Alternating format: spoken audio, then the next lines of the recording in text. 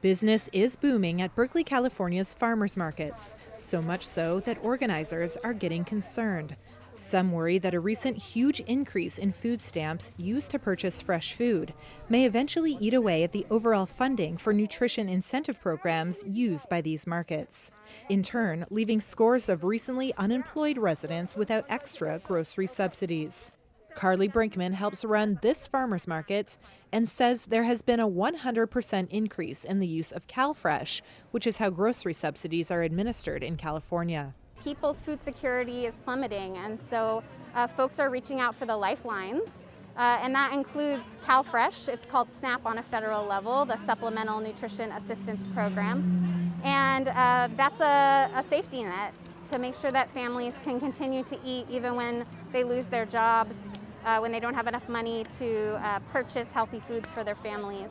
According to an analysis of state data, CalFresh saw more than 278,000 new applicants in the 6 weeks after the state's stay-at-home order, compared to just 60,000 in the 6 weeks prior.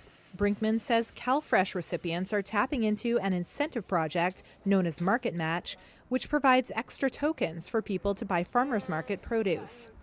But what we do know from the couple of months of data that we have is that we are distributing market match incentives and matching those CalFresh benefits at a much higher rate than we had expected. And it's really not sustainable based on the amount of funding that we have. So, a lot depends on how long COVID-19 is the new normal and whether or not we can secure additional funding to bridge that gap. The problem is not just in California, but nationwide.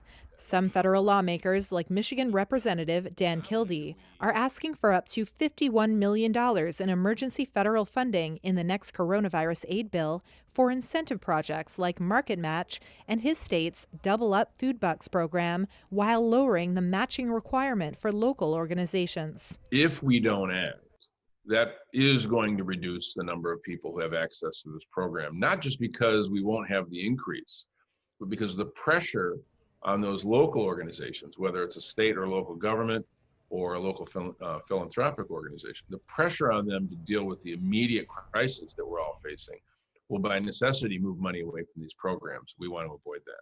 Federal relief would be welcome news for farmers and customers looking to get fresh, nutritious food as the coronavirus crisis unfolds.